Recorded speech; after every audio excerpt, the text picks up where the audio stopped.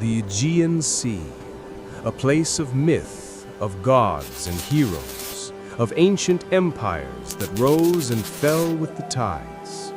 For millennia, its depths have guarded the secrets of history. But sometimes, the sea gives back what it has taken. The year is 1900. A team of Greek sponge divers led by Captain Dimitrios Kontos is sailing home to Symi. Suddenly, the sky darkens. A violent storm erupts, forcing their small vessel to seek shelter off the coast of a remote, inhospitable island, Antikythera. When the storm subsides, they decide to make the best of their situation and dive into the unfamiliar waters. One diver, Elias Stadiatis, descends into the blue abyss. He expects to find sponges. He finds a graveyard of history. Scattered across the seabed at a depth of 45 meters are the remnants of a colossal Roman-era shipwreck. Stadiatis returns to the surface, shaken, babbling of a heap of dead, naked women. The captain dives down to verify the story and finds not bodies, but magnificent bronze and marble statues, casualties of a 2,000-year-old tragedy. Over the next year, in the first major underwater archaeological expedition in history, a treasure trove is brought to the surface. Priceless statues, intricate jewelry, delicate glassware, and among them, a calcified, corroded lump of bronze, about the size of a large dictionary. It is green with age, fused with rock and sediment. Next to the majestic statues, it looks like a worthless piece of debris. It is logged, brought to the National Archaeological Museum in Athens, and largely forgotten. No one could have known that this unremarkable rock was not just the most valuable treasure recovered from the wreck, it was the most valuable artifact ever recovered from the ancient world. Because locked inside this tomb of bronze was a machine of impossible complexity, a device that would rewrite the story of human ingenuity. This is the story of the Antikythera Mechanism. The National Archaeological Museum in Athens, a repository of Greece's glorious past. By 1902, the Antikythera treasures are the talk of the town. Scholars marvel at the artistry of the statues, but the corroded lump of bronze sits in a corner, drawing little attention, until one day, the museum's archaeologist Valerio Stais notices something extraordinary. The lump had split open, likely due to the change in environment from the seabed to the dry air of the museum. And inside the fracture, Stais saw something that should not have been there, a wheel, a gear wheel, perfectly formed, with small, triangular teeth. He looked closer and saw more gears, plates, and inscriptions so small they were barely legible. He published his findings, suggesting that the object was some kind of astronomical clock. He was met with ridicule. The academic world was in agreement. The ancient Greeks were brilliant philosophers and architects, but they were not precision engineers. Complex gear trains, they argued, were an invention of the European Renaissance, first appearing in the great cathedral clocks of the 14th century. To suggest such a device existed in the 1st century BC was heresy. The consensus was that Stais had found a medieval clock that had fallen onto the shipwreck centuries later. The theory was weak, but the bias was strong. The idea that the ancient world possessed such advanced technology was simply too radical to accept. And so, for 50 years, the most sophisticated object of antiquity sat in storage, its secret sealed, its story silenced. It was a forgotten masterpiece, an inconvenient truth history wasn't yet ready to face. History finds its champions in the most unlikely of places. In the 1950s, a British historian of science named Derek de Solla Price stumbled upon the mechanism. He was not an archaeologist, but a physicist by training, and he saw not a simple clock, but a puzzle that would consume the rest of his life. He knew this was no medieval artifact. It was ancient, and it was important. Price dedicated himself to unlocking its secrets. But how could he study the interior of a device so fragile without destroying it? The answer came from the cutting edge of science. In the 1970s, in collaboration with Greek scientists, Price subjected the 82 surviving fragments of the mechanism to high-powered X-ray and gamma-ray radiography. For the first time, humanity could see inside the corroded bronze. And what they saw was breathtaking.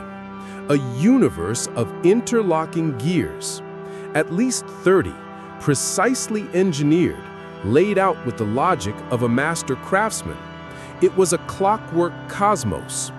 After years of painstaking analysis, Price and his colleagues began to understand its true purpose. This was not a clock to tell the time of day. It was a computer to model the heavens.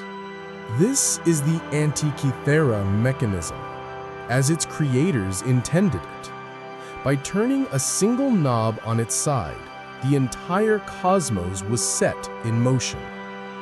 On the front face, we see the heavens.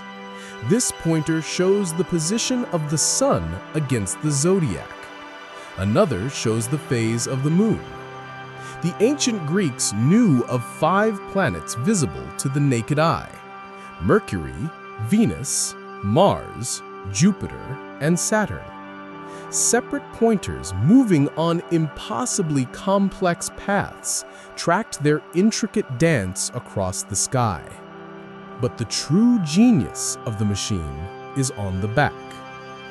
These 2 magnificent spiral dials are the heart of its predictive power. The top spiral is the Metonic cycle, a 19-year calendar used to reconcile solar years and lunar months. The bottom spiral is the Saros cycle, a period of approximately 18 years used to predict eclipses. By aligning the pointers on these dials, the user could know decades in advance when and where a solar or lunar eclipse would be visible. It even noted the color of the eclipse. And here, hidden deep inside, is the most shocking discovery of all. To accurately model the moon's motion, which appears to speed up and slow down from our perspective, the creator used a system of epicyclic gears, with one gear riding on another. This created what is known as a differential gear. It is the first known example of such a device in human history. A device that can calculate the difference between 2 inputs, a cornerstone of modern mechanical engineering. A device that historians believed was not invented for another 1,500 years. The differential gear was the smoking gun.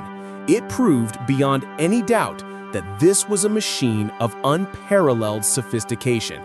It was a mechanical computer, an astronomical calculator, and a calendar of human events, tracking the 4-year cycle of the Olympic Games on a smaller, subsidiary dial. It was, in every sense, the world's first analog computer. A machine this brilliant could not have been born from a vacuum. It was the culmination of centuries of Greek astronomical knowledge and a tradition of mechanical engineering we are only now beginning to understand. But who could have made it? The shipwreck was dated to around 60 BC. The style of the inscriptions on the mechanism points to the same period. This was the era of the late Hellenistic world, a time of incredible intellectual ferment. The leading candidate for the mechanism's origin is the island of Rhodes. In the 1st century BC, Rhodes was a global center for astronomy and engineering. It was home to Hipparchus, often called the greatest astronomer of antiquity, who created the first star charts and discovered the precession of the equinoxes. The mechanism itself is a perfect reflection of Hipparchus's theories of lunar and solar motion. Could he have been its creator? Or perhaps one of his students? The Roman statesman and philosopher Cicero wrote of a similar device, a bronze sphere that modeled the heavens, built by his friend Posidonius of Rhodes, who had in turn been inspired by the work of the legendary Archimedes of Syracuse over a century earlier. We will likely never know the name of the individual genius who crafted this masterpiece, but we can imagine them, a master of astronomy, metallurgy, mathematics, and mechanics. We can picture the workshop, filled with charts of the heavens, the smell of molten bronze, the precise sound of metal being filed into perfect interlocking teeth. This was not the work of a lone inventor, but the product of a sophisticated tradition of knowledge, a tradition whose true extent we have grossly underestimated. The Antikythera Mechanism does more than just fill a gap in our knowledge of ancient technology. It blows a hole in the traditional timeline of history. The standard narrative suggests that after the fall of Rome, Europe entered a dark age, and complex mechanical knowledge was lost, only to be slowly rediscovered during the Renaissance. This single object proves that narrative is wrong. The level of mechanical engineering required to build the Antikythera Mechanism was not equaled for at least 1,500 years. This implies that the ancient world was not primitive. In many ways, it was more advanced than the centuries that followed. Which leads to the most profound and unsettling question of all. If they could build this, what else could they do? And why is this the only one we have ever found? The answer is likely a story of catastrophe. The shipwreck that preserved the mechanism was a tragedy for its crew, but a miracle for history. Most ancient bronze was not so lucky. When empires fell, bronze was melted down for weapons or coins. Knowledge was stored on papyrus scrolls. The burning of the Library of Alexandria is a symbol of this loss, but it was just one event in centuries of turmoil, of earthquakes, wars, and fires that wiped the slate of history clean. The Antikythera Mechanism is likely not a singular, unique invention. It is the last survivor, the last remaining echo of a world of forgotten technology, a testament to a level of genius that was almost completely erased from human memory. From a corroded lump of bronze, mistaken for a rock, to a clockwork cosmos of impossible ingenuity, the journey of the Antikythera Mechanism is a journey into a lost world. It is a story of discovery, of forgotten genius, and of the fragility of knowledge itself. The machine is a humbling reminder that our ancestors were not a simpler people. They looked at the same stars we do, and they asked the same fundamental questions. But they found a way to answer those questions by building a universe in bronze, a machine to capture the poetry of cosmic motion. It stands today as a monument to what the human mind is capable of, and as a stark warning of how easily brilliance can be lost. It forces us to wonder, what other secrets, what other forgotten masterpieces still lie buried beneath the sands of time or lost in the dark silence of the deep? The biggest question left is this: if this technology had not been lost, what would our world look like today? Would we be traveling among the stars? Share your theories in the comments below.